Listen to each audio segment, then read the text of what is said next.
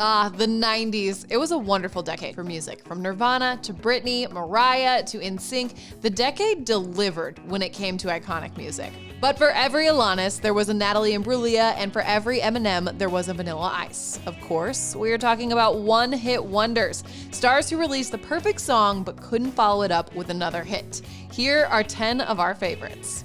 Let's start with the aforementioned Vanilla Ice. The year was 1990, the Cold War had just ended, Liam Hemsworth was born, and recording your favorite songs from the radio via cassette tape was a thing. One of those songs you were no doubt recording was Ice Ice Baby by Vanilla Ice. Need I say more about one-hit wonders? Well, I'm gonna. This song is so huge and such a part of American zeitgeist that it's hard to believe that Vanilla Ice only has this one hit.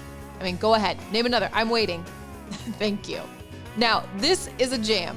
Baby Got Back was an irreplaceable gift given to us by Sir Mix-a-Lot. And while this song has hilarious and albeit slightly raunchy lyrics, it was actually a really powerful song. Baby Got Back made it okay to be a girl with curves. The song talks about how thick girls, and that's thick with 2 C's, are just as beautiful as the stick figure models who were on magazine covers. Sir Mix-a-Lot was way ahead of his time with this body positive message. If you grew up in the 90s, you know hundreds of men who quoted "I'm Too Sexy" by Right Said Fred, who were indeed not too sexy. While the song sounds absolutely cringeworthy, it was actually written tongue-in-cheek, which makes us feel a little bit better for liking it. You do too, and this is a no judgment zone. Anyway, the song was written to poke fun at the inflated egos at London gyms. And good on Right Said Fred, that joke had him laughing all the way to the bank because it hit #1 on the charts in more than 70 countries. What is Love by Haddaway is a culture on its own. Who among us hasn't heard that pulsating beat and not sideway headbanged a la Night at the Roxbury? But the next time you're bopping away to this timeless jam, take a break and listen to those lyrics. It's depressing AF. For that reason, in 2014, Canadian singer Kaija covered the song and turned it into a ballad over piano. It truly gives you chills. So this song's basically got you covered on the dance floor and then when you're crying in the taxi on the way home because your crush kissed someone else. Breakfast at Tiffany's sounds so quintessentially 90s rock that it truly takes you back to the aisles of Blockbuster. The song sounds like it should be a Duncan Chic jump-off, but it's actually by a band called Deep Blue Somethings. The song was apparently inspired by Roman Holiday, but the band felt another Audrey Hepburn film would make a better title. The song is about a woman who's trying to break up with our protagonist, saying they have nothing in common, but he keeps reminding her they both like breakfast at Tiffany's. The desperation. We all know its bitter taste. From one classic 90s rock song to another, Semisonic's Closing Time. The first few seconds of that totally 90s guitar riff takes us back to graduation or those hazy moments at the end of a good night. Who among us hasn't belted out this one while chugging our last call beer or while searching for our shoes? And while the song might seem like a literal end-of-the-night song, songwriter Dan Wilson said he wrote it to play at the end of sets, but halfway through writing, he realized it had a double meaning. It's also about being born. You see, he and his wife were expecting their first child when it was written. Okay, this one caused some drama in the office. Hanson's Mbop. And let me start off by saying, if you were anything but a teenage girl, you were made fun of for liking this song back in 1997. But you know what? It's a damn good song, and it still holds up.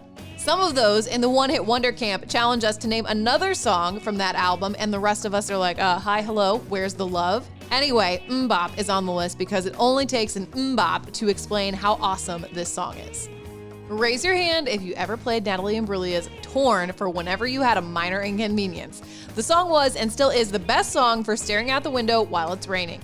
Natalie is singing about a guy who isn't quite living up to what she believed he was, but you know what else isn't quite what we expected? This song. We were today years old when we found out this song is actually a cover. It was originally written in 1993 and first recorded in Danish by a singer named Lis Sorensen. The title translated is Broken. If you have seen any 90s teen rom-com or stood in line at the pharmacy, then you definitely know the song She's So High, but chances are you have no idea who sang it. Well, that would be a gentleman by the name of Tal Bachman, and whoever this song about unrequited love is all about is an absolute fool.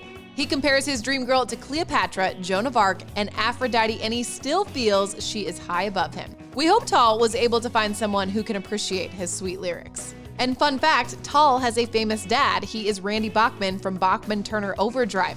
Head blown, right?